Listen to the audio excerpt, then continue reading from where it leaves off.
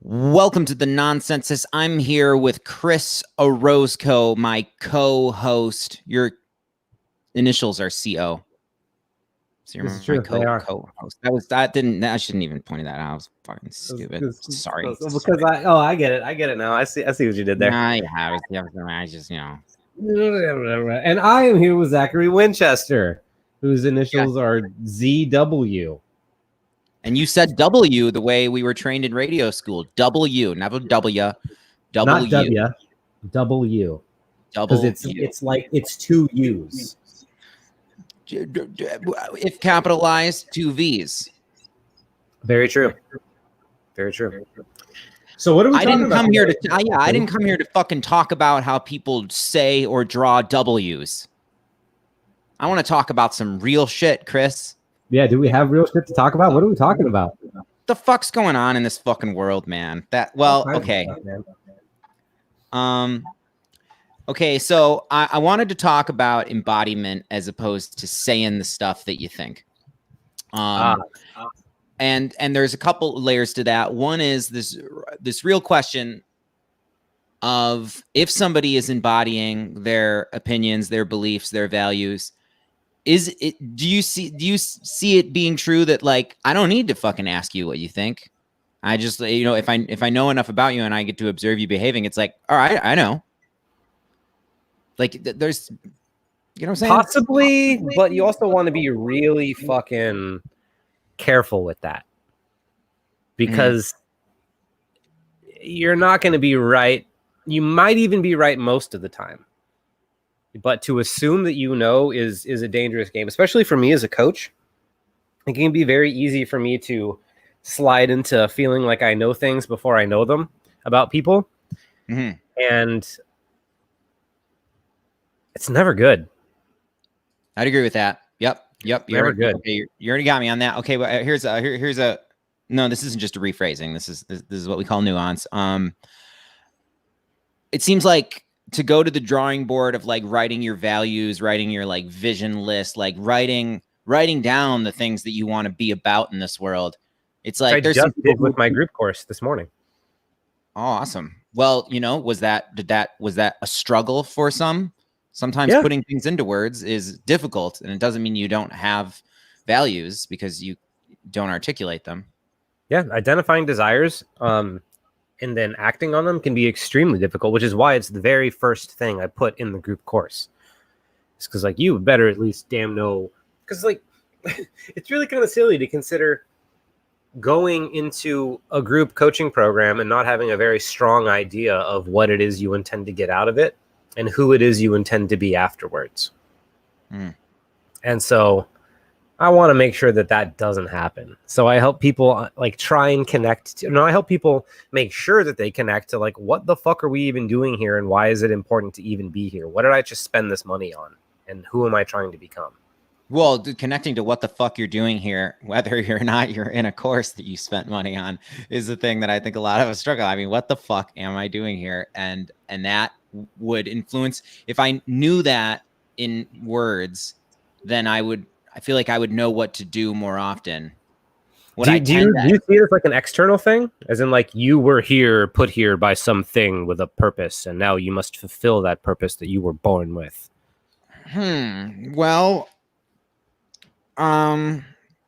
no, not like there is an objective thing that we're supposed to do, but there might be a safer, sounder idea. Maybe not safer isn't the word. There might be something that I should get in writing and read every day in the morning, because it's like, Zach, this is when you had a really good footing on. You look at all the stuff of the past, you lived for 30 something years, and then you were like, all right, let's put this into word zone. And then this will be the word scaffolding that we live around. We can always go back and amend it. But I do find that when I just proceed with a very general idea of what I care about and what I embody, then it's the progress also is hard to put into word zone, into articulated. There's not placards and there's not statistics. It's just like, well, I've been fucking showing up, doing some stuff, inspired some folks. I feel existentially somewhat closer to the thing that I did yesterday. So I think that's a pretty decent metric, honestly. Because if you can, since we're talking about embodiment, the more, in my opinion, the more you can embody a thing and integrate it into your system, the more you will unconsciously act in alignment with that thing that you are integrating and embodying. And I think that's the real value of it. As somebody who is like, there's a distinction that I came up with like 6 years ago or something like that. And it was the difference between walking your talk and talking your walk.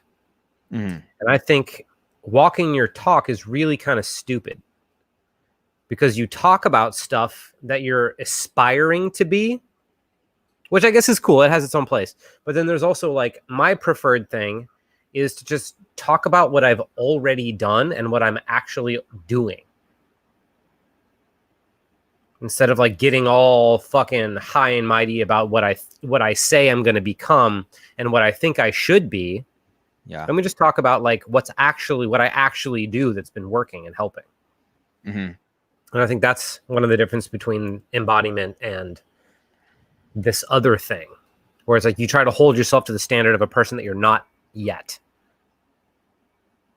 And I think that's where stuff like this Nako stuff comes from. You're referring to Nako and medicine for the people, one Nako bear. Mm-hmm. That is exactly what I'm referring to. Because it's like when you preach these high ideals about what a person should be, but you're actually not there yet, it paints a false picture of who you are and what you're really all about and what you're actually really capable of. Whereas if you talk about who you actually are and where you're actually at, you're giving people a realistic look at you. See, I'm not sure about that specific case, because I really looked into it, and there's nobody saying something specific that is a crime. And other than like having sex with underage girls. No, okay. Well, there was nobody saying something specific. There was somebody saying those words, saying like calling him a predator. But I didn't see anyone where there was somebody saying this person who was at this age at this time. Okay, we'll swap that out for base now. And what I did see though was several things. Actually, one was a person that I know who was essentially kind of just slut shaming him. And I think that one is quite a conversation, but it's also, to me, a lot of what's gone on with that is like, okay, we're setting a weird precedent for the future, where now this person who I'm not sure whether he was just like pretty much just being slutty, which I entirely like has my seal of a moral approval. I just don't a little envious.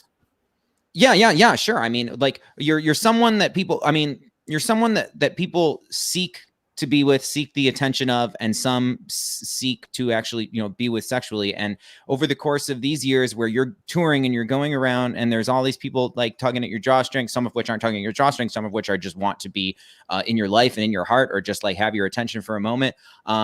There's moments over the course of that where you are embarrassingly primal, or, some of the things where it seemed like, and then there's also like, do we want to go into a world where somebody's like, I definitely am like, if somebody commits a crime, I am for the punishment of crimes. I'm for I think that crimes being deterrent by them being consistently punished by the state is just only a sliver of what it would be to try to defend more of these things from happening in the future.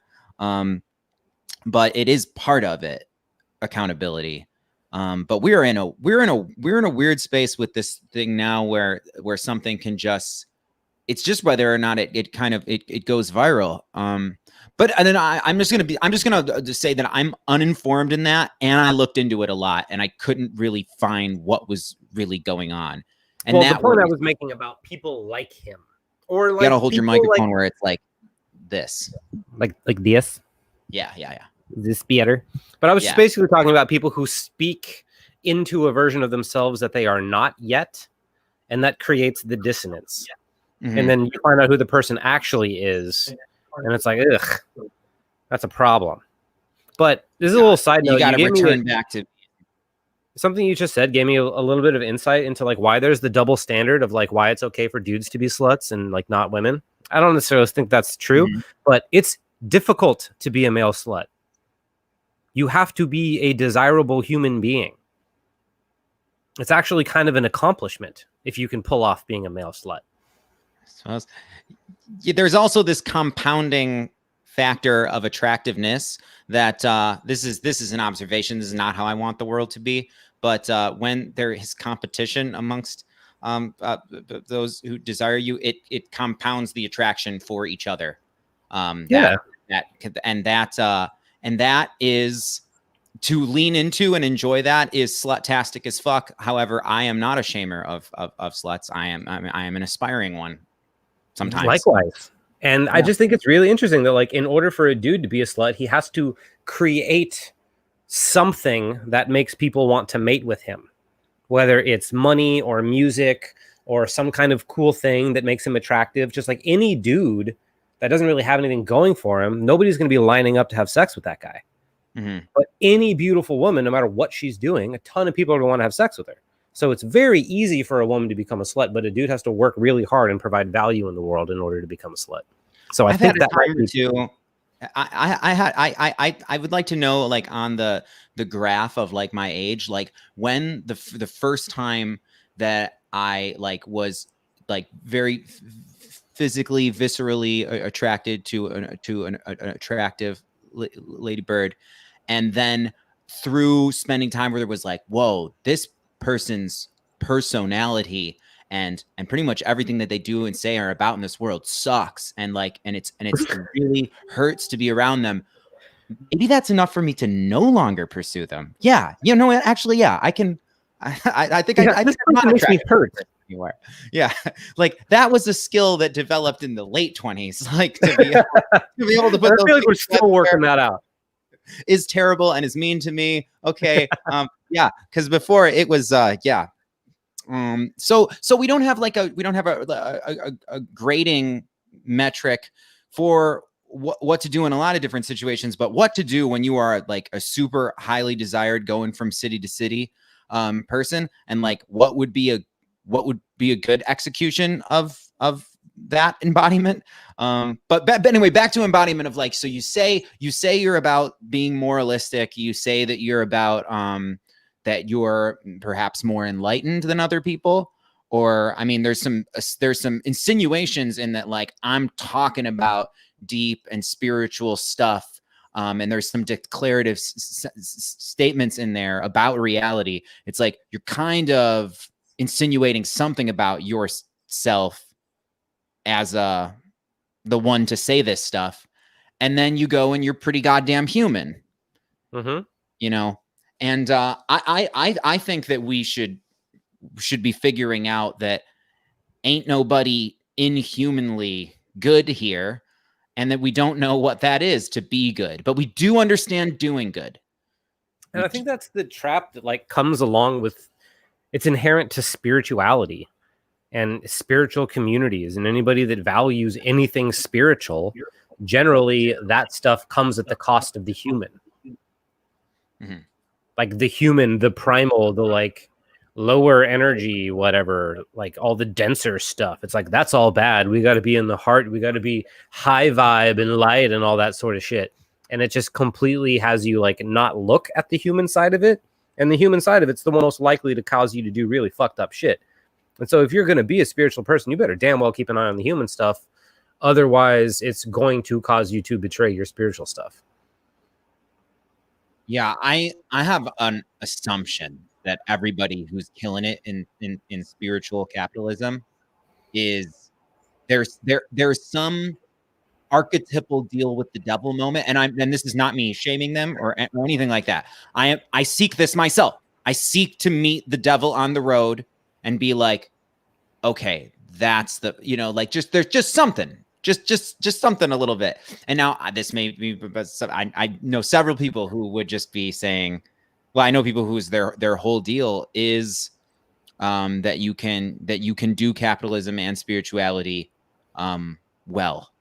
And you can never lose sight of your truth and the truth, and you can remain heart-centered while you make lots and lots of money telling people how to be heart-centered and make lots of money. I consider myself a fairly moral person, but I do not at all. It's so weird. Like, do you prioritize being heart-centered? I don't know. I know when I'm dissociatively like disconnected and nothing is. I know that I've experienced it recently, being like, man, shit is just not hitting me in the heart lately, and I am just real fucking disconnected from y'all. Okay, fair enough, but I don't like. That's never even a thought that's occurred to me. It's like, am I centered in my heart right now? Like that thought has never really gone through my head. I'm just like, am I being a shithead right now? Or am I being the version of myself that I would be proud of being? And that's so back to do. We understand. We all, I think we pretty much understand to do good. There's some across the board things that we would say are compassion. There can always be little nuances and arguments of like, hey, why'd you give that $10 to that homeless man? Like you could have done something with that $10 that wasn't, I mean, he's just going to go drink with that. What are you doing? And you have little, but there's some times where you're just helping. I would say that we pretty much agree across the board, the like things that you do to help the welfare of children. There's very few people being like, oh, fucking goddamn yeah, fucker, what do you do? Pull yourself up by your fucking your Velcro straps, child. Yeah, your Velcro straps. That's pretty good. Like that paints a good visual. Yeah, why do I have to poop whenever I take acid? This is a question. It softens the soil, buddy. You got to relax and enjoy the ride. And I do not have that. I do not have to poop when I take acid. I've heard people say that. I have to poop when I take almost any drugs.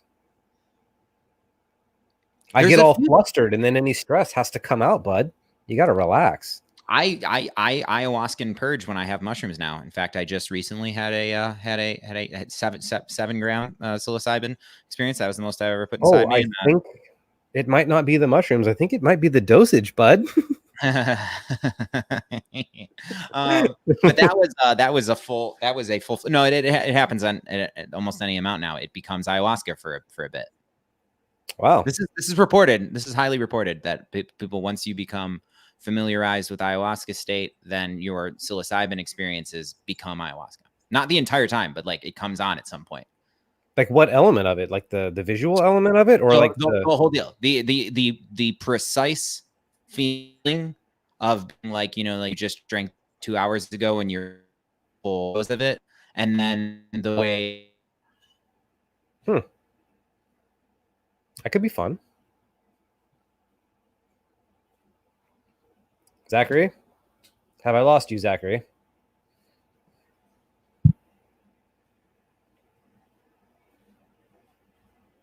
Or am I the one that got lost? I can't actually even tell. Can anybody hear me? Can somebody put in the chat if you can hear me or Zach? Because I think it's Zach that's fucking up. I don't think it's me. But yeah, Kathy, it's very difficult to be a male slut. I have worked a long time to become a male slut. I feel like guys don't really do it until their 30s. Are we back? We're back. You are. Hey, Morgan's here. Hi, everybody. I went away. Hi, Morgan. Hi, Lee. Hi, VH Mask. We were talking about that in my psilocybin states for the last like several years, there is a wave at some point that is the precisely the exact state of ayahuasca, and then I will have the wave of fear and anxiety of just like this last time it was this, I cannot live this way. Like I cannot be this way for minutes, let alone like I cannot have this level of negative emotion over. And then at that point, once it becomes like too much to bear, then there's like, well, do you want it to go away? And it's like, yes. And then I immediately realize that I have to vomit, and then I go to the funny thing was said this Baba Kalindi EE, who recently passed away from COVID in April. He was the one who first. Well, I don't know about first. No, it's been an indigenous practice for a long time, but he talks about these massive mushroom doses, 10 20, 30, 40, 50 grams. Okay. Why? And he says he says a funny thing because he talks about that, you know, ayahuasca has not been around for as long because it requires humans to brew these two elements together, as where mushrooms, there's theories that they came from space and that there's tens, 100,000, many million years old, very, very old mushrooms have always been. Well, And so there's everything came from intelligence space, within so them. I kind of buy that. Yeah, but the reason I brought that up, he says in ayahuasca they call it the purge. In mushrooms we call it throwing up. And no, but there is this emotional purgative element that is so wild that it started this conversation with about some people think that you should not purge, and that I said that. Yeah. We've had this conversation. I don't think you should. I don't think it's necessarily that you should not purge. I think it's just like I want to integrate and assimilate all the things that I would be tempted to throw up. Yeah. Because it ain't going away. And that's precisely what the experience that I had this time was like. It would be good if you could chill the fuck out right now. Like if you could let all of this fear and terror and anxiety and sadness like settle into your being, like that would probably be better right now. But then I was like, I cannot deal with the level of bad that I'm feeling. I would like to purge now. And then I did. Which is a really cool thing to be able to do. Like I was thinking about that in terms of mind-body connection, just like a couple nights ago. You know, because I had this, I'm still in bed right now because I fucked my back up a week ago today is when it happened. And I read this book, or I listened to this audiobook from this book called Healing Back Pain. And it talks about how this thing that I experienced largely happens to people as a result of like repressed rage and all these things. And so as soon as I started seeing it that way, my back started to open up and I could move a little bit better. And then the more I integrated the emotions associated with it, I got better as a result. And so I was thinking about it, I was like, how the fuck am I going to describe this to people in a way that makes any goddamn sense at all? You know, like it doesn't make me sound like a full-on crazy person, which I'm fine with, but I still like to describe things in a way that will make sense. Mm-hmm. But then I think about the fact that you see something disgusting and you throw up. Mm-hmm. Like what a bizarre thing to do. Yeah. To see something that that disgusts you and you physically throw up your food. Like that's an interesting response to that. That is. And to me, that says a lot about the mind-body connection and the emotional connection between whatever's happening here. I would like to know more about what is happening on in the objective way with ayahuasca and purging. Lee asks, what's the difference between ayahuasca and DMT? By the way, I love your spelling of ayahuasca because it has Iowa in it, and that's where it has ska in it. It's Iowa ska. It's Iowa ska. Like Iowa ska. Oh my God, no, that's a great, that's the genre. The difference to me now, there are some who would get mad at me about this, but my experience with DMT and ayahuasca is actually pretty darn similar.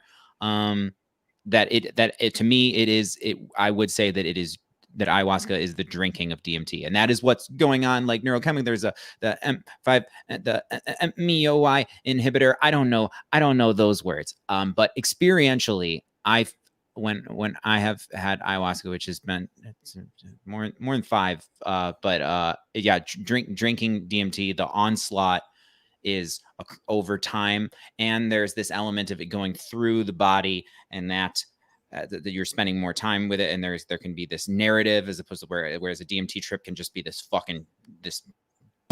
just this flash that you'd have difficulty pulling any understandings from. But I've had DMT pens. I've never done DMT, so I don't know. Oh, well, I mean, it's a very fuck around and find out sort of thing. It's very, I mean, as one, my philosophy always seems like it's being done in the most irresponsible and wook-like moments that I'm just like, no. Yeah. Like, no, don't do this now. This is a horrible time to do this. Stop it. And that seems to be the only time I'm ever around it. See, I've been both. When I first found it was something that was to be done with great reverence, and now I have a pen in my pocket almost most of the time, and I actually like to play a game where how much can I normalize this to myself, where it's like Like I'll just be somebody would just be talking to me, and I'll just really, and you just just why? Very casual. Why? Because hold on. Because one, fuck around and find out. Two, Fair enough. There's this thing that I'm trying to do where for my life and dreams to be indistinguishable. That are you sure you want that? That's called insanity. That's called psychosis, dude. I don't think you want that.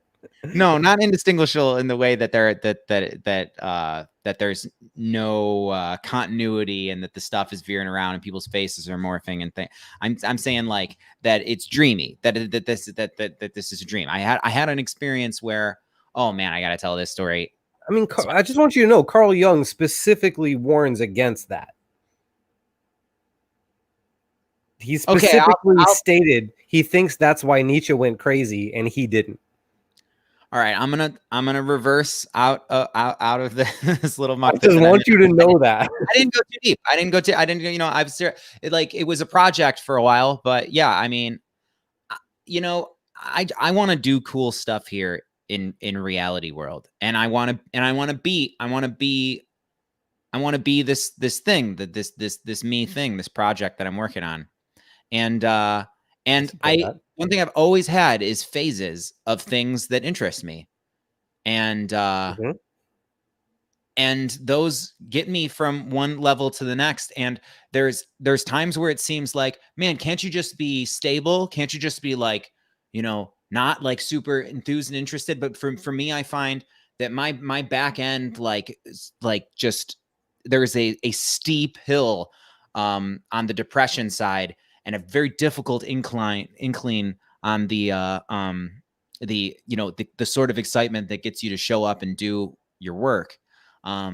So I need something that is really exciting to me, whether it be a person or a new community or casual DMT use in this way, like that is like existential defibrillator.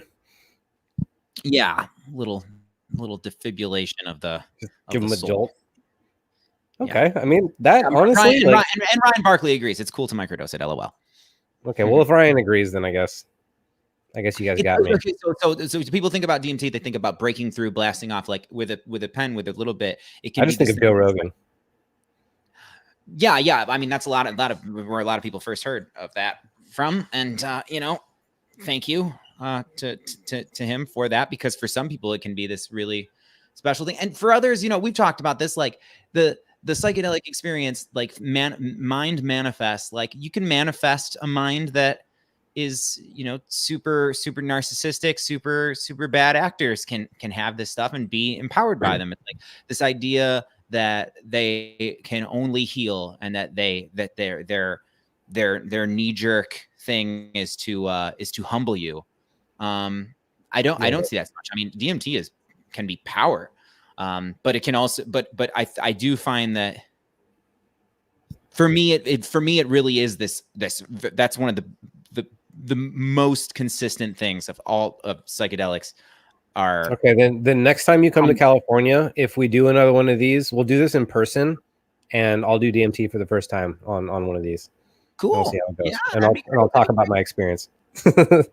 Yeah, I think that you would have a lot like archetypal, you know, experiences. Like you would like go to the place where the symbols are, and that was my entire ayahuasca experience. I did it once, and I saw all the things anybody's ever talked about. I got tucked in by the grandma. She kissed my forehead. I saw the jaguars. I saw the shapes, like all the things that pretty much anybody had ever described to me about this experience. I saw like all of it, and it was tremendously wonderful.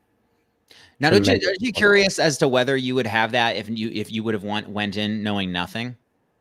I'm so glad I didn't go in knowing nothing. Mm-hmm. I'm so glad that I had my shadow integration framework to go into that. Because I honestly, this is something I was telling my girlfriend, because she's the one that had me do it. Because I went to go visit her in Costa Rica when I was there. And Okay, Kathy, we'll let you know. It'll be good. But it was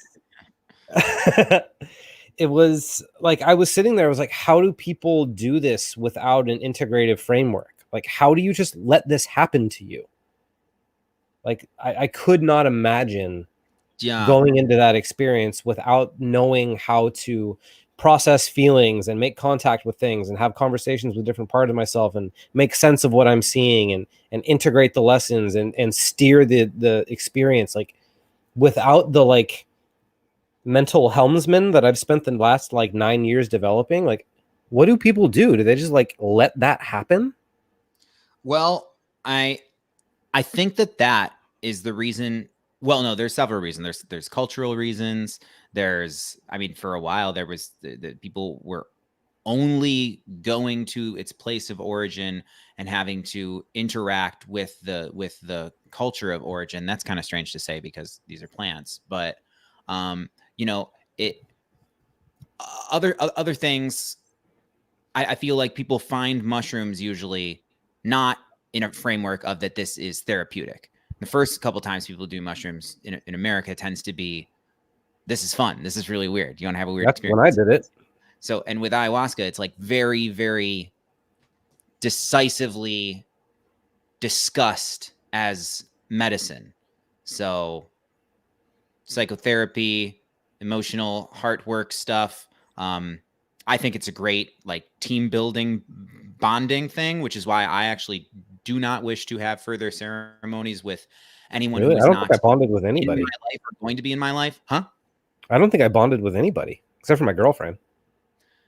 Well, I mean, there's ways in which a ceremony can be conducted in which it is this very team building sort of thing of like, well, we all kind of like stirred our psyches sort of thing, which I do not wish to have that with someone who is transient in my life anymore. I don't ever wish to do the tourist thing, unless it was like just I'm actually more interested with ayahuasca with it being just me or very, very, very few people who are integral in my life because of the experiences that I've had anyway. I don't want to get so with the framework of it being a medicine, I think that's the only way for you to be able to stand like these moments of sheer terror.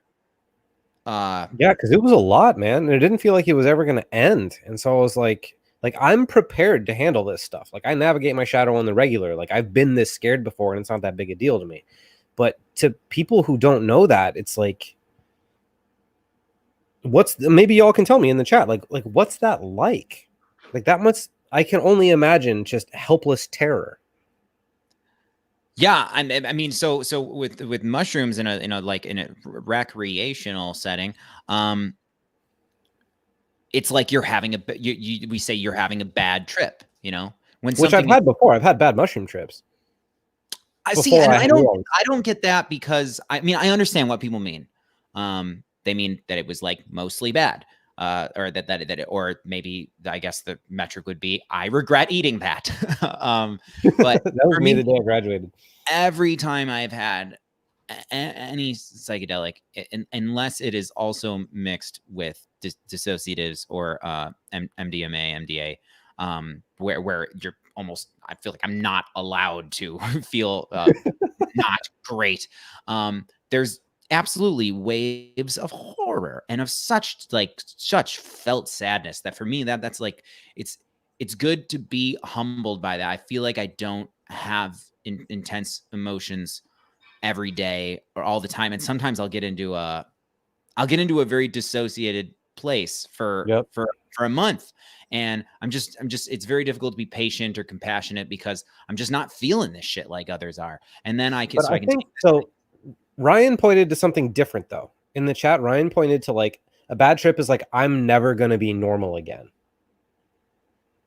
Like that's a fucking bad. When you think you're stuck like that, yeah, and you're just crazy, and you're gonna have to like go into a mental institution and have another human being wipe your ass for the rest of your life, like that's a fucking bad trip.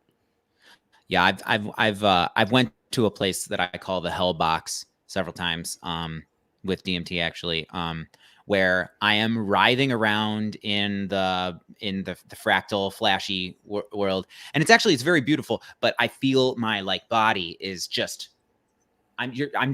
my understanding is that for the rest of eternity, or my experience with that my consciousness is going to be writhing around in this hell box, and it's just gonna be like this forever. And it's this just overwhelming sense of discomfort of just like, it's like the tossing and turning, need to be awake at 6 a.m. and like really wish I could go to sleep times 74 plus heartbreak. Like, yeah. And so why do I go back to that? Well, because there's other stuff too. And having intensity is something that I really like demand from this life. I mean, that's the one thing I don't understand is those who can tolerate long spans of time where nothing is exciting and we just go dormant, because I know it's possible. I don't think that there's people who are, essentially boring. I think we just let ourselves go dormant in a lot of ways. Like I see that with, you can let your heart and loins go dormant. Like Sure. Yeah. Use it or lose it. But this like thing about like, it's always going to be like this. I've experienced like positive and negative versions of that. And like, so my back went out last week and it was this like contraction thing. It wasn't like a structural thing. It was like the muscles around the specific spot were contracting so hard. It was like the worst pain I'd ever felt. And it just kept going and it wouldn't let up. And so I had to like call my girlfriend and be like, is this going to end at some point? Or is this just my life now? And she convinced me that it was going to end. And she stayed on the phone with me and like gave me a guided meditation, sang songs. It was really sweet and everything. And that was like, you just have to grit your teeth and bear it. But then it's like, there's the other version where on ayahuasca, I was like, when is this going to end? Like, this is the longest 6 hours of my entire life. How can I possibly, like, when is normalcy going to come back? When am I going to be a human again? And on the opposite side of the spectrum, the medicine for me there was like, never. It's never going to go back to normal. Your life is always going to be these ups and downs of pleasure and torture. And this is just like a really close look at what your life is always like. So you might as well make peace with it now, because it's never going to end. That's what I got in my moment of like, I cannot bear how much fear, anxiety, and sadness I'm feeling all the fuck at once. I was like, I had the sense in that moment, like, I should really try to calm down now, because this isn't alien to daily life. It's super intense. And it's like, it's turned up to 11. And it's all at once. Like, how like that your anxiety is several voices within you, like trying to give you good advice, but they're shouting over each other. So this was like all of the emotions all going up at once. So it's like, man, that like the feeling of like you just got dumped via text message, like just heart drop. Oh, and I'm fucking Roy. I've been fucking Roy. Like during the honeymoon phase. Yeah, not the Roy you think, but also the Roy you think. And I'm taking the kids and fuck you, die. And it's like, God, who gets screwed up by a guy named Roy? That's a low. That's a low. Anyways, so Morgan says that's what guides are for, and I completely agree with that. Except, I mean, hopefully, I still get curious about this, because it's like, I feel like I can only manage my experience because how good I am at navigating my internal experience. Yeah, I don't think that anybody outside of me is gonna do anything else but calm me down and get me to stop acting up. I don't know. The guy that was there singing helped so much. The songs and the tone of voice that he kept and all that stuff, like the shaman or whatever. Fucking him singing like helped keep me grounded. But without an integrative framework to put everything that I'm seeing and feeling into perspective, like I can honestly only imagine feeling helpless terror during certain parts of it. Because fireworks started going off. Oh, real fireworks in reality? Real fireworks in the fucking jungle of Costa Rica. Suddenly fireworks start going off. And I have to think I'm in this like deep existential trip about like everything's perfect and everything's wonderful and everything's exactly the way it is. Even the awful things are perfect. And then suddenly this like explosions happen like around me. And I'm like, wait a minute, do I have to protect people? It's like, wait a minute, if everything's perfect, why protect anything? Why is perfect? And it just kind of like set me into this weird thing. but I knew how to navigate it. And I can just think that if I didn't, that good Lord, that could have been such an awful experience.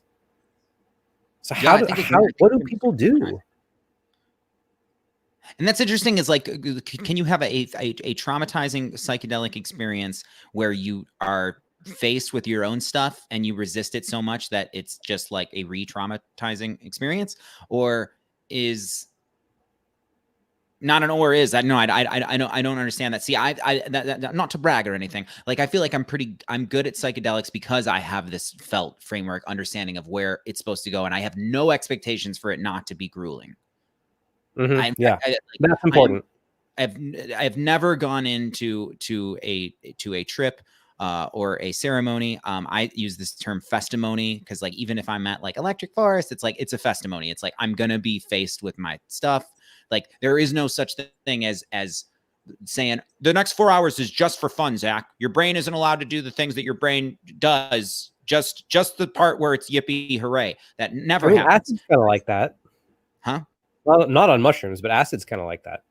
Yeah. See, for me, my acid is entirely neurotic the entire time, Really?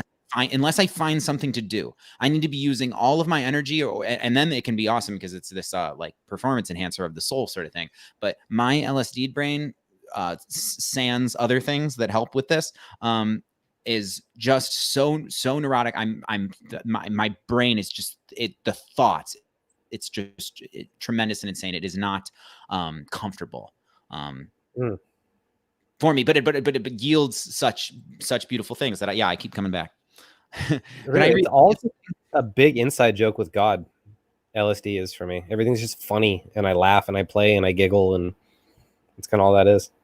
Yeah, that too. See, that's just like waves and stuff, and it really depends on where I'm at. I mean, it's really troubling to observe humans in that state for me often. And yeah, L is not my one. It is not. So Lee says, I screamed bloody murder when I blasted, but when I blasted off, I imagine. Or maybe like when you blasted your gats.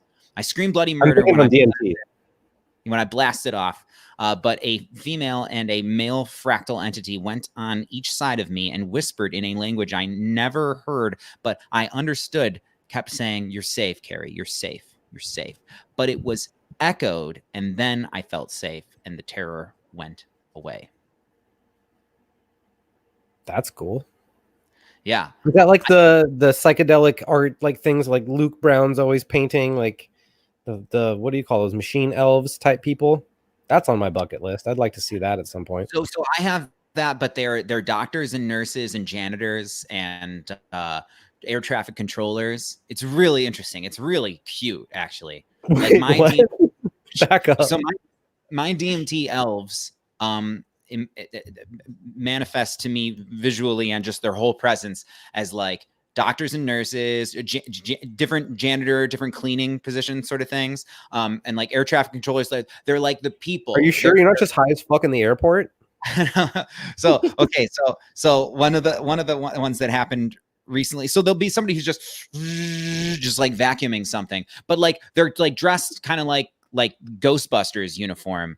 And it's very much like we are the DMT worker elves. Like we are the keepers, like the caretakers of reality sort of thing. This sounds like the Disney movie version where it's all monsters and it's all like there's this little society and they all just take care of shit, and like it's very inside out. Like it is very that. I had this experience one time that was really funny where I like totally did the thing that you're talking about a really irresponsible DMT use where I'm like in a very public situation and I go full, but the person told me that it's like he said that like you're not gonna like blast off from that, so don't like don't worry. And I took a big old ripperoo and I at some point I lay fully down and I'm like I feel safe where I'm at, but also I must lay down and this gentleman emerges in front of me and he's kind of dressed like Assassin's Creed-esque with the white with the that's pretty cool. But he's very clearly like medic DMT elf sort of person. But he also might have just been a person who I was seeing that way. And he goes, as one would, hey man, I'm a medic. Are you okay? And I just go like thumbs up at him, and he's like, okay, bro, you have fun. And goes away. And then when I came to, I was like, whoa, was that like one of the elves, or was it just a dude who was actually concerned about me? And I asked the people around if they actually saw someone come up, and nobody saw a person try to talk to me. So I'm thinking that it's like really like God's elaborate joke sort of thing. Like this is like I think maybe it is that all of our psyches are trying to, because to keep reality hilarious is helping you, right? It's keeping it interesting. Yeah. So my psyche, my, you know, my super ego, my godhead, whatever, like really likes to fuck with me in ways that I am most entertained by. That's cool. And having it be these air traffic controllers, these workers of society, you know, because that used to be my big thing, is like, fuck society. Oh, I know some people who are about that life right now, but you know, to have it be that's really like, awesome, actually. I like that. Of society, yeah. It's just very Monsters Inc. and I like it a lot. Very much. Yeah, no, totally that. And just, yeah, clipboards and just, you know, very like, you know, snarky librarian sort, you know. Yeah, it's just normal people just doing their jobs. Yeah. It's great. That's very awesome. Yeah, Ryan. And I have a great affection for them now. I really like, and that feels great to have a great affection for these like spirits. Awesome. I don't have anything like that. I want that. But I want the like full on like Luke Brown crazy creature things. That's what I want. Yeah. Yeah, I mean that I get some of that too. I definitely see some creatures that are like, man, if I could just CGI render what I'm seeing right now, like that is so haunting. That is so terrifying. That is so. I want to say something about, because yeah. Go ahead. Go. Oh, well, this is not. We're not off topic with embodiment and the thing about, you know, embodying by talking about psychedelics, because the thing that has attracted me to psychedelics, as opposed to other sorts of therapy or just other self-helpy things, why I have been a little bit obsessed for a long time, is that you're fucking up again, Zach. Nope. All right, we good? You're back. You're good. Okay. That there's no escaping honesty, and a person who I recently had a testimony experience with said the most beautiful thing. He said, in the heights of the state, when there's so much coming at me, it's so hard to grab onto anything or to ground in anything. The only thing that I could hold on to was honesty. And that's totally one where you can remove the drugs and just be in this state. And it's like, hold on to that. Yeah. Like, cause you know what honesty feels like, right? So I think there's a lot that could be said about that experience. There's a lot that could be said about that experience. Like the relationship that truth has to reality and chaos and order and all that sort of stuff. I could go into a whole fucking thing about that. Yeah. And with saying, as opposed to embodying, like, what is the I'm honest, you know, saying I'm honest. I'm honest. I always tell the truth, you know, that it's not something that a truly honest person says, I think. So Kathy says, do we think psychedelics are more potent now than 40 years ago? I have no idea. I know for sure I have seen pictures of some of the weed y'all used to smoke, and boy, has technology advanced. So I know the weed is stronger. I know that.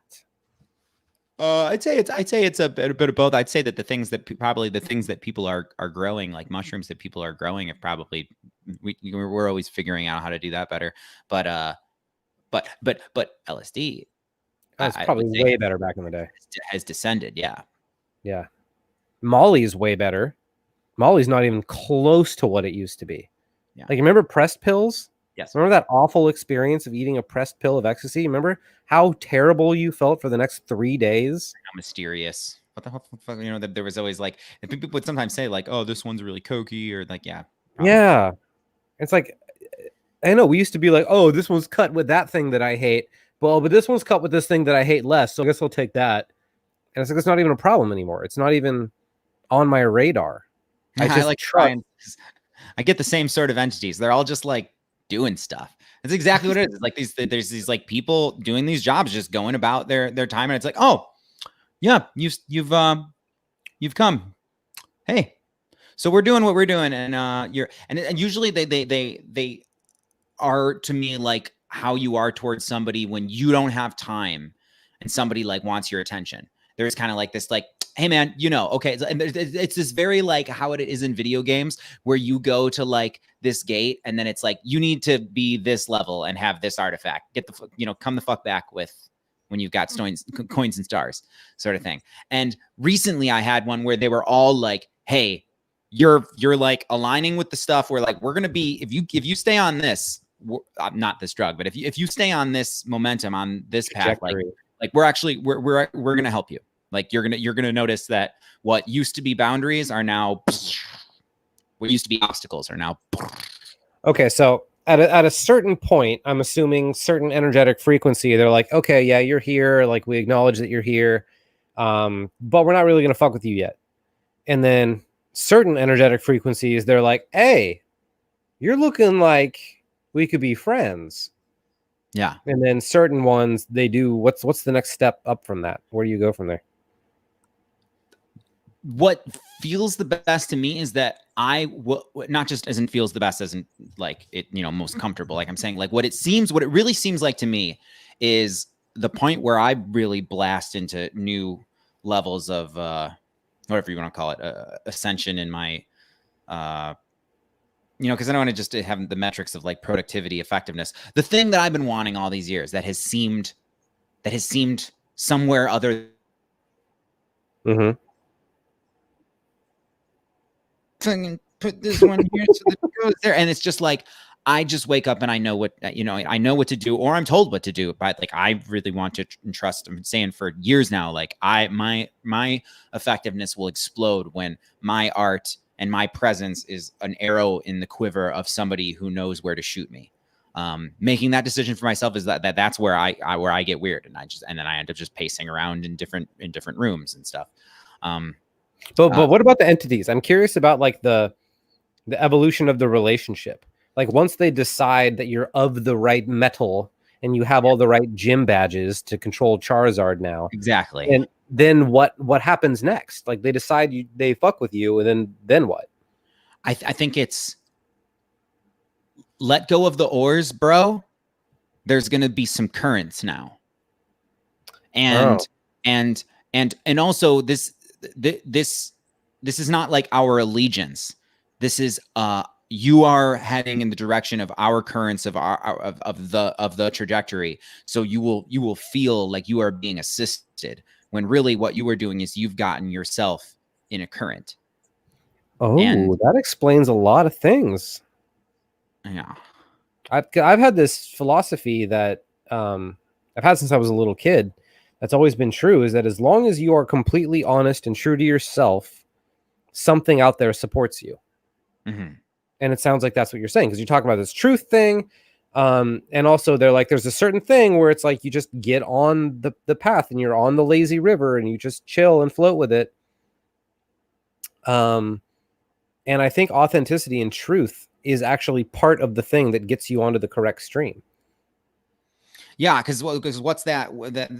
I have a great visual, but not seeing visual. Like I have a visceral, like I feel that sentence of it was so hard to hold on to anything that all I had to grip onto was honesty. Like I feel that as I'm just going about my day. Like I know immediately when I'm like, it's just this feeling like when I'm lieful, when I'm like avoidant of truth, and when it's just this feeling of I didn't do that. It's just like it sucks. There's never a good adult mature reason. Yeah. And when I'm like super duper truthin', it's a feeling. It's a like, yeah, it's alignment. I know what it's a flow. Mm-hmm. So to me, that seems to provide some sort of substantiality to the idea that these things you're interacting with exist on some level. and are tuned into some potential architecture and or refurbishment of reality. And it makes sense to me that they would take different forms for different people. They want you to Sure. be, they want you to be either excited about them, have a reverence for them. And for me, it's this, because the thing that I have the most reverence for is like the I guess like I don't find it cool that like just, okay, it's not that I don't find it cool. I don't find it to be the tippy top cool list to be seeing ancient stuff. Stuff of the past all says to me that could be an understanding that already was in my brain, and now it's manifesting in a way that makes sense to me. It's like it's apparating, for me to make sense to me. As where when it's this thing that really surprises me, like why are they all like, because they're really creative. This like some of the imagery and the stuff that I see like are really like it's stuff that would work great in movies. Like I wish I could say something better than the Ghostbusters uniform, but it's like, like the white like overall things, and the sun there'll just be somebody with like a pack, and he's just, it's not vacuuming, but it's like doing something, and it's just like it's going about my way. I totally get it, man. This is basically like I just keep picturing Monsters Incorporated. Very much like that. I think of Inside Out too. It's like, and that these roles like are something in the same way that a plant keeps doing this. Yeah, it's really, but it was really, really encouraging to hear that they were like with me now. Yeah, that's cool. So Basil says, have you ever had a psychedelic experience with ketamine? And I've never done ketamine, so but I know you have a relationship with it. I do. I do. I have the thing about that makes me not want, it's not shame that makes me not want to talk publicly about it. It's that to be truthful, it would sound like I'm advertising for this, and the dark side of that is very dark. Like I think because for some of us, it's a place that is so immensely comfortable and comforting, and they're just, you just want to stay. Some people find it to be an utterly like disorienting and frightening experience to be, but for some of us, it is just so heavily. Huh? I need it because my intro to ketamine, I've never done it, and I've never done it because my intro to it was that like, because I used to be a raver, and it was always like, cool, I'm at a rave, I'm raving, I'm high as fuck, I'm with my friends, we're dancing and everything, and then there's all the kids that do ketamine. Yeah. And they're really gross, and they're like, don't know where they are, and they're the ones that'll steal your shit, and you just can't trust them, and they're just weird, gross little people that do weird, gross little things. And so that was my intro to ketamine. That was the first time I ever heard of it. So I was like, okay, it's a dirty thing you don't do. But now it's coming into the mainstream, so to speak, and it's getting painted in this new light that I never considered ever before. And it's actually got me kind of curious about it. So, okay, the thing I have to say about that is that okay, so then now I'm going into it now, and it'll sound like I'm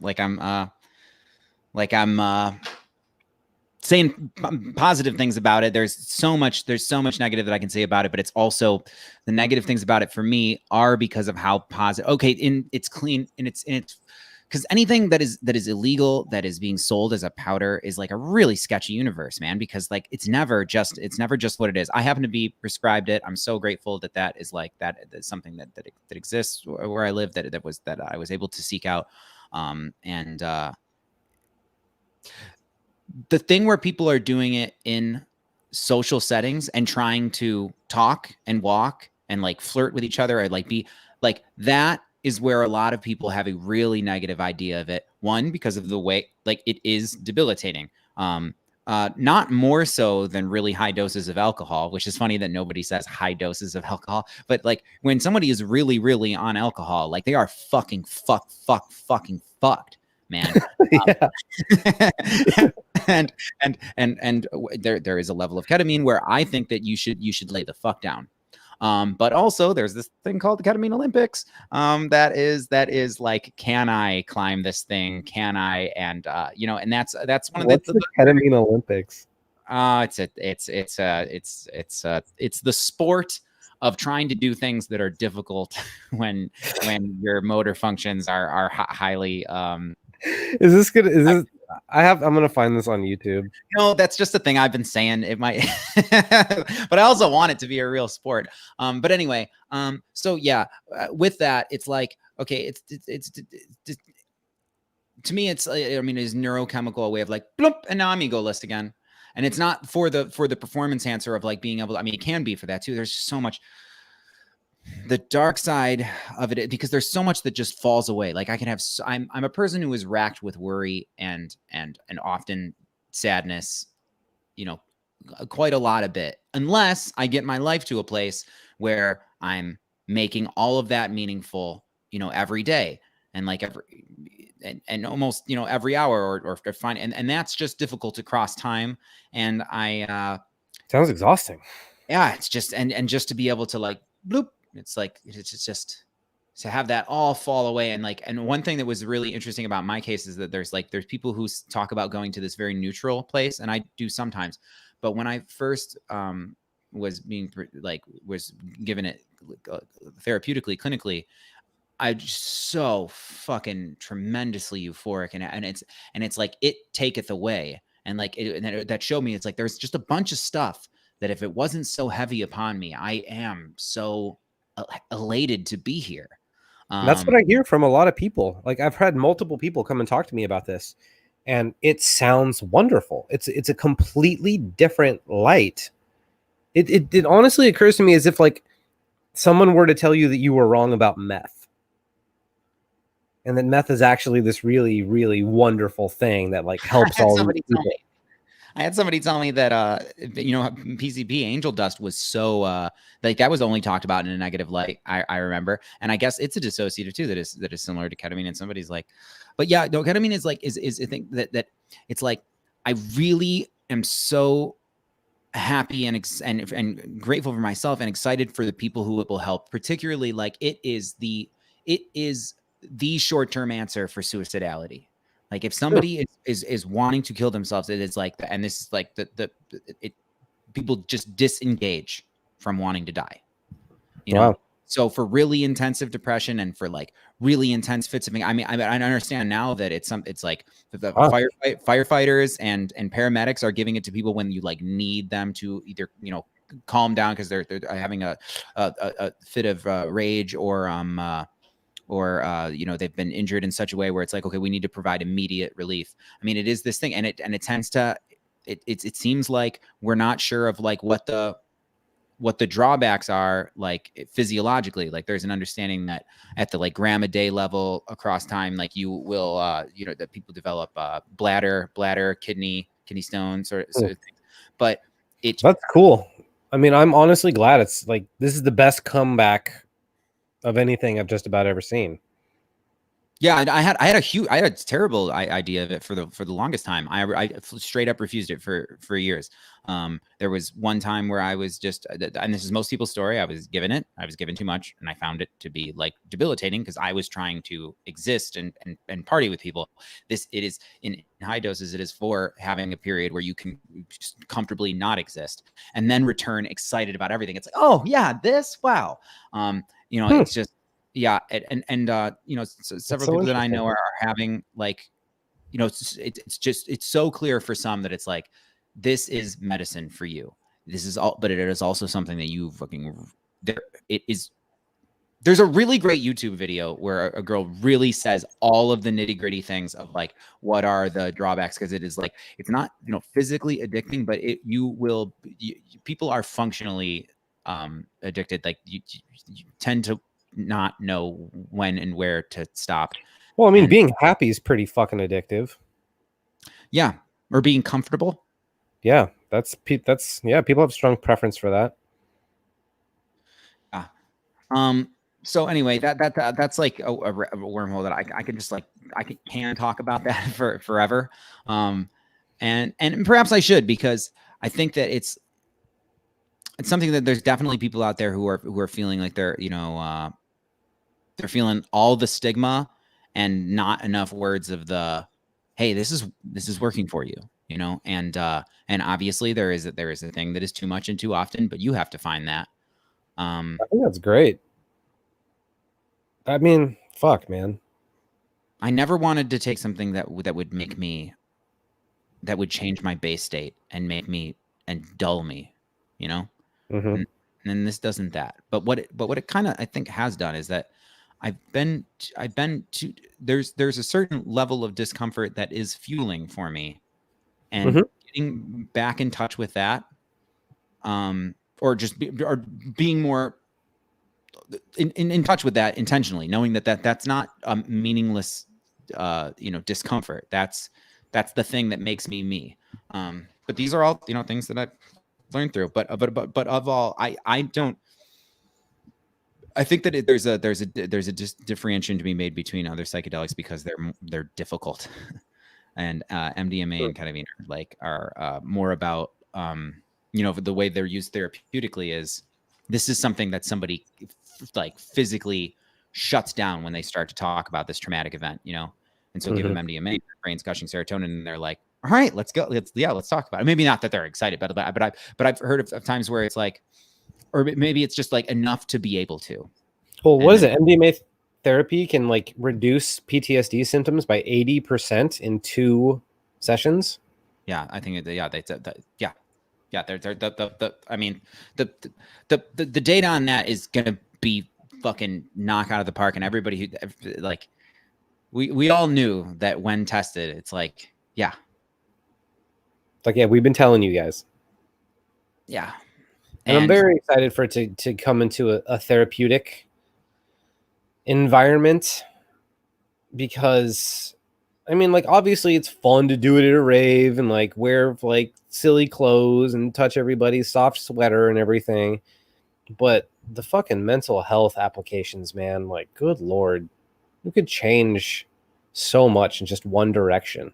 And the thing is that most people aren't going to have a problem with too frequent use. I feel like for a lot of people, it's this thing of, I mean, especially people who are like, I had a problem with the idea of drugs, and then they look at this data science, this like, that there's folks in white coats saying like, this helps people, like, they leave the clinic better, and significantly so. And it's people like, that have a specific diagnosis are better. Yeah, people don't qualify for people don't meet the criteria for PTSD anymore. That's incredible, because PTSD is crippling. Yeah, that's both that's from I think that's like both mushrooms, MDMA, and ketamine have been people who afterwards do not meet the criteria for PTSD anymore. I mean, I couldn't imagine doing mushrooms trying to deal with PTSD. That sounds like a bit much. Sounds like going into it. Sounds to me Yeah. like, and that's the big difference between these things. I'm talking about going in and through, or yeah, they're very, very different. It's actually it's strange to me. I'm curious as to how different of a therapeutic route that is, because my mushroom and the ayahuasca experiences are always include my darkest hour. Well, I mean, I've never gone the ketamine route, so I can't really say. But altering the brain chemistry with substances, ultimately, the thing that it alters you to is going to have to be integrated, or my assumption is you just keep sliding back to your normal base state. Yeah, I see that. I feel that. I've had that for sure. And so it's like the mushrooms thing would probably be like a root canal and just get you all the way through it and clean the thing out, and so you're pretty much good.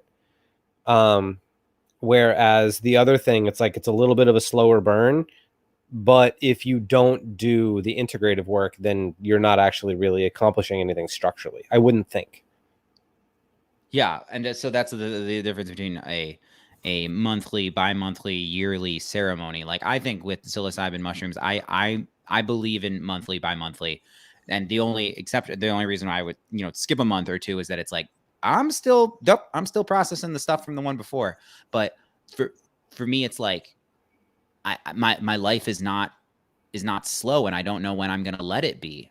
I don't know if I'm gonna have like several months where I allow myself to live in these beautiful rural utopias that I've experienced for a week or some days sometimes, where it's like, man, if I was just out in the woods and I decided when I plug into the insanity, then I would be very, very different. But I would have a very, very different need, need to wash or reboot my brain like I do when I'm in this shit. And I live in Michigan, and Detroit is like, it's very, when I go to like a populated city like Chicago or LA, I'll be like, oh, this is a real city. Well, or New York, like this is a real city. This is a buzzing brain of like this.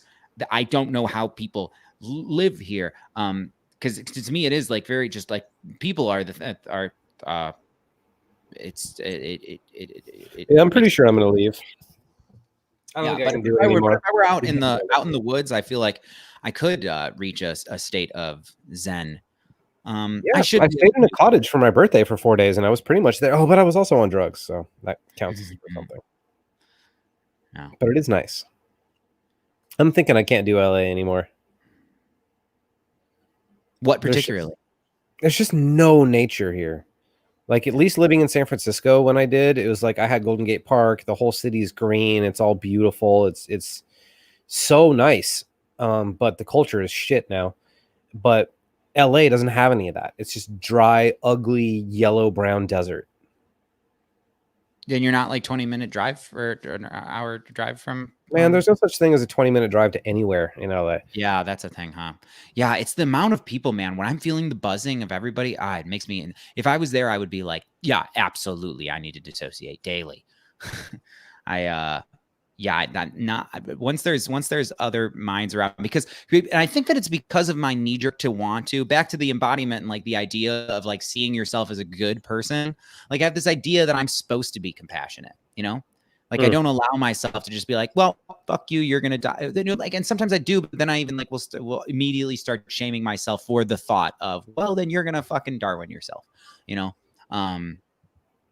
when I see people, I regard people, and I regard a mass of people and a lot of people, and like it gets overwhelming, and I feel the need to wash my consciousness. I guess that's fair, man. That's super fair. Because I noticed myself, I've been incrementally smoking a lot more weed. And I think if I didn't live in the middle of so much stuff, I probably wouldn't. Yeah, for you, weed is a calmer downer, huh? Yeah, it used to stress me out. I used to have panic attacks every time I smoked. That's me when I accidentally hit the weed pen the other day when I was about to leave this park, thinking it was the DMT pen. In DMT, I'll be ready to drive in 5 minutes, but I hit way too hard. And as soon as I realized that was cannabis, I was like, this is the next 3 hours of my life. And it was. I had to just walk around the park until I wasn't terrified anymore. Like, it just really takes. That's how it used to be for me. It was like that for me for almost 10 years. But it's like, now I love it. Now I would love it if that changed. What do you think changed that? Because I've a friend. I was very intentional about it. Hold on. So I've taken to smoking these king size joints now. These are my favorite. Mm-hmm. But so I heard this quote from Bob Marley, and it says, "When you smoke the weed, it reveals you to yourself." And I was like, "All right, Bob Marley, I believe you when you say that." So I took that to mean that all the weed was doing was showing me what is already there under the surface all the time. And so if I smoke weed and it's stressing me out to the degree that it is, I'm probably already stressed out to that degree all the time. I just don't know it. And I took that to be true, and I found that to be true. And so as I cleared up my like baseline state of intense stress and anxiety, suddenly my highs got more enjoyable. So what would this crippling anxiety be then? Is it saying that my true nature is that that I'm worrisome, or that there's something worrisome in my life, or that I don't think it's your true nature, but it's your current default. I'd be willing to bet. If you say you just literally said it like 5 minutes ago, that you are worrisome and you feel the sads fairly frequently. So yeah, I would think so. Yeah. Worrisome. See, that's my parents, man. It really struck me the other day when I was on mushrooms, just like how, but I had it in a very positive light. It was like, dude, me and my sister are so, like, if you look at somebody as like, this is a meaning of life that some people have, like this is karmic, karmically doing the thing, to be better, braver than your parents, or to, to get out of their story, Sure. and so I look at my parents and it's like, yeah, both incredibly, worrisome. My dad would be the definition of a neurotic, person. Well, when I think that there's just a lot of that, very expressing from this place, and you can think of what his mind's voice is. It's, well, okay, well, and I got that going on really intensely, and a difficulty with emoting emotion, expressing emotion. That's a stereotypical dad trope. And then my mom is just intensely heart, and so her heart worries for people, her heart gets sad for people, and her heart loves and connects with people, and she's very Boy, is that a tough combo.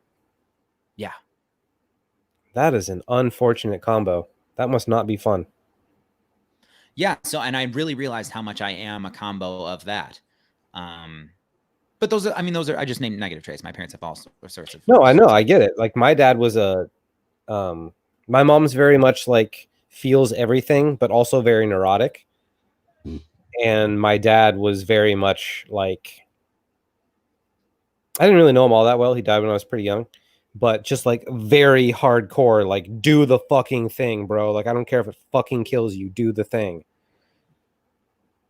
And the combos of both parents' neuroses they can be a doozy on you.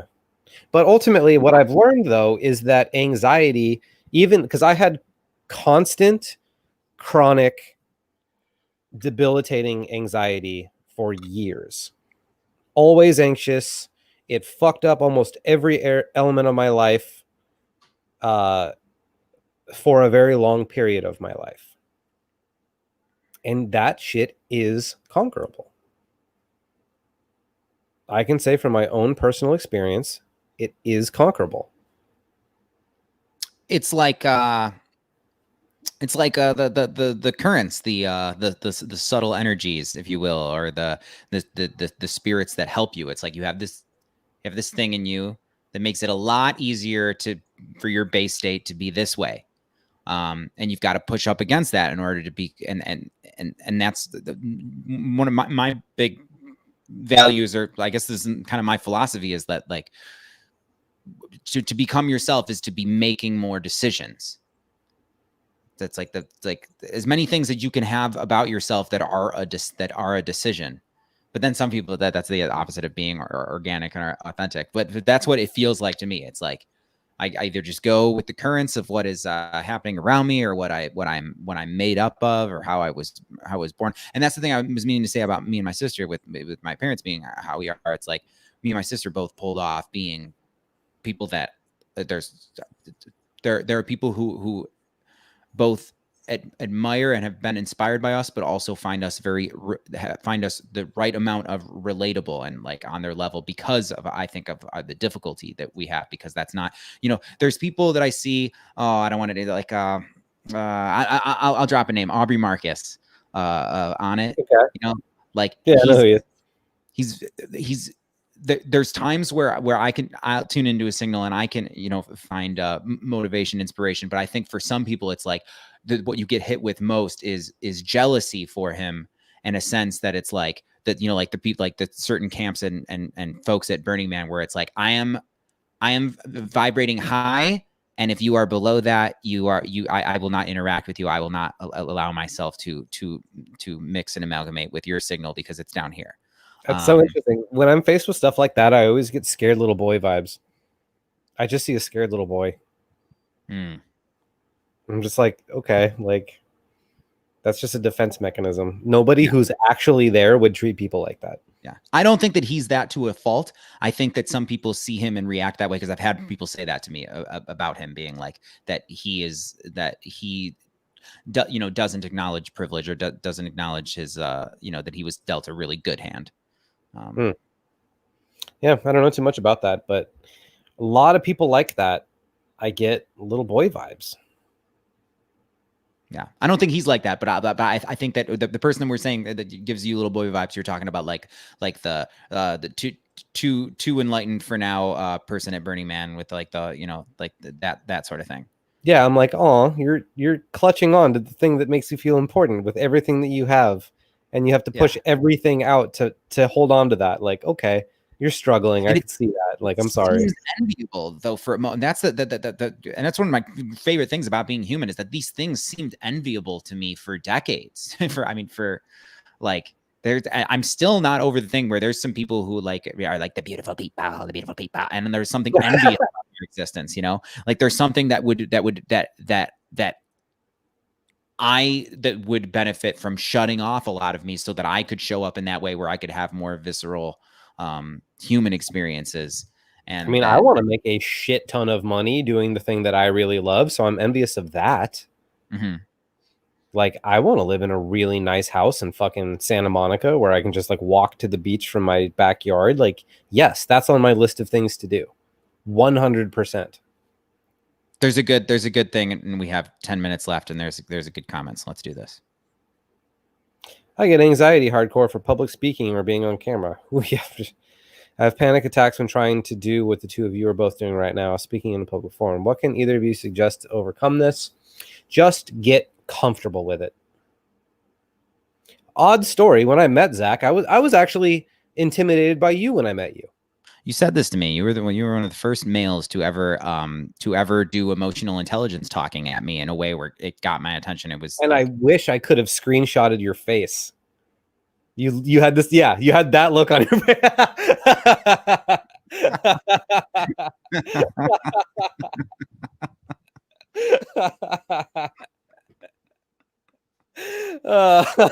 It was that exact deer in the headlights. It was so good, dude. Well, so when I met Zach, I was intimidated by Zach because I was in the absolute worst phase of my life, basically. Actually, I was going into the worst phase of my life. I was in a nosedive. And Zach was this like creative dude that had like you had this like cool body of work where you were doing cool things, and I was like, damn, like I'm trying to get to that. And so whenever we would do whenever we would do talks, or because we've had other podcasts in the past, and we would do talks, I would get really nervous and I would get really anxious. I was like, fuck, I'm going to do this thing with this guy that's doing more than me. What do I do? And the only thing that ever worked was just being okay with the fact that I was freaked the fuck out. Because trying to not be anxious is a surefire way to increase your anxiety. But being okay with the fact that you're anxious and just like letting it be all right and taking some breaths and being like, all right, I'm anxious. It's not really that big of a deal. I'm okay with it. For me, that always calms it down. Where trying to not be anxious seems to always make it worse. Yeah, I mean, I would say that my getting comfortable with things is doing them uncomfortably until comfortable, and that's it. And then some things, it has to be something that I really desire in order to want to take on a certain level of discomfort. It has to be worth it. Yeah. Because there's like big mega stars, like I can't remember who by name, but there's like really big singers and stuff that'll throw up before they go on stage every time. And they're huge celebrities. And probably be less worried afterward because there's this purge thing going on. Yeah. But I don't think that's the best way. I prefer to just get comfortable with the feelings and integrate whatever part of me is creating the feelings. And then like I didn't feel any anxiety coming onto this call. Whereas if I didn't do the integrative work, that anxiety probably would have stayed with me forever, and I would have had to just get better and better at overpowering it. but instead I integrated whatever it is that had me anxious in the first place. And now it's just like, I don't even think about it. I just show up and we talk about whatever we talk about. And so how, and then that to me, I'm going to take this back into psychedelia, into embodiment and archetypes and stuff. So this person said to me that, they were asked the question, what's the difference between 5 grams, 7 grams, 10 grams, 15 grams of psilocybin? Because like for a lot of people who have done a lot of mushrooms, but have just recently come into the understanding that people are doing these crazy high doses. Like I never thought that 10 grams plus was a thing, let alone 30, 40. Holy fuck. And it's 3.5 is most I've ever done. Yeah. So it's hard to even have a thought of what 10 would be like. Right. Mm-hmm. And then to have a thought of the difference between 15 and 10. So this person who had taken 20 plus was asked, what's the difference between 5 and 10? And he goes, it's the greatest answer. He's like, when you take mushrooms, you pick up on these signals, right? And then the more you take, the louder those signals get. But at a certain level, you stop just having the signals be louder and more intense, and you go to the place where the signal is coming from. And so that made this quote that was posted by the Theory of Enchantment, which I love, which I won't talk about that right now. Rainer Maria Rilke. Okay, so the quote is, perhaps everything terrible is in its deepest being something helpless that wants help from us. Yeah, I saw that. It was really Perhaps good. everything terrible is in its deepest being something helpless that wants help from us. And I read that as something helpless in us that wants help from us. So, and I think of how scared I am to do what happens in the movie Sixth Sense, when he realizes like that the way to set this ghost free is to like, next time that she appears, you're going to freak out because it's a fucking ghost. But instead of, approach her and ask, how can I help you? Mm-hmm. And I'm so scared about that with some of the things that I experienced both in psychedelia in my life.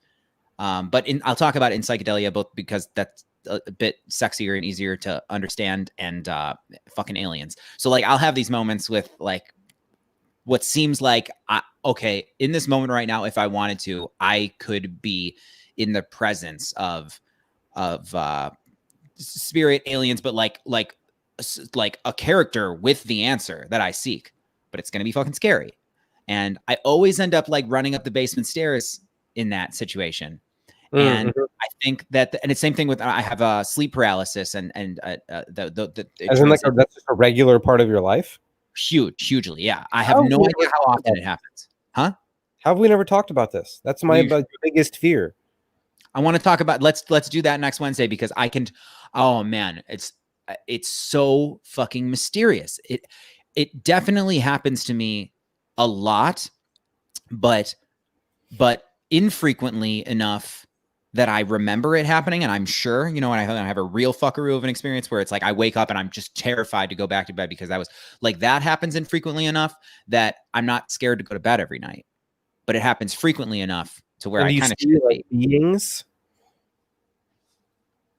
It almost always goes to a very scary place, and sometimes it is downright horrible. Like there have been 2 sleep paralysis that came with nightmare hallucinations recently that are so bad, I have decided I don't want to talk about it to pretty much anybody unless just to be, I mean, not just, I'm a pretty open book, but like, I don't want to give you that, it's like, it was so horrible. So what that says to me is that in that place, it's like all of my creative power then gets behind what terrifies me most, in the same way that like a nation goes to war and all its industrial power goes to making war machines. Like it was so, yeah. So anyway, I have this idea in my head that some people have talked about, that when you're having sleep paralysis, to like the knee jerk is to become afraid. But what would happen if I stayed and watched? I'm so afraid to do that. Wow. Well, I get curious about it because you've seen the movie. Actually, I don't remember where I heard this, but from like a neurological perspective, what's happening in sleep paralysis is the chemical that shuts your body off when you sleep is still running through you when your consciousness emerges. And sleep paralysis, as I understand it on a psychological level, is your brain trying to make peace with utter and complete helplessness, but it's so terrifying that it projects all those things. Yeah, that feels right. So there's a sense that if I did lean in, or just not be intensely trying to lean out, because what happens is, I think that if you saw me and I was sleep paralysis, you actually could like observe my body. I would be going,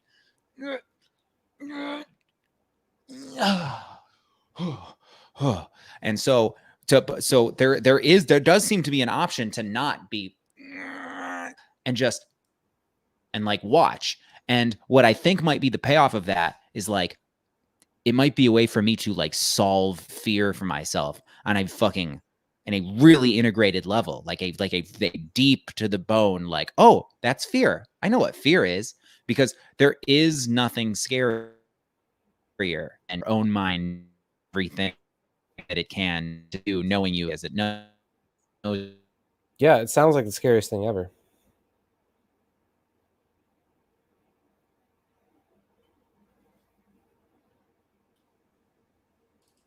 Boop. Well, oh, you're back, but we're at an hour and a half. Yeah, we are. I think that this one, I would almost argue to delete this one because of those technical difficulties. But maybe that's fun. This is the most engagement we've had with the people.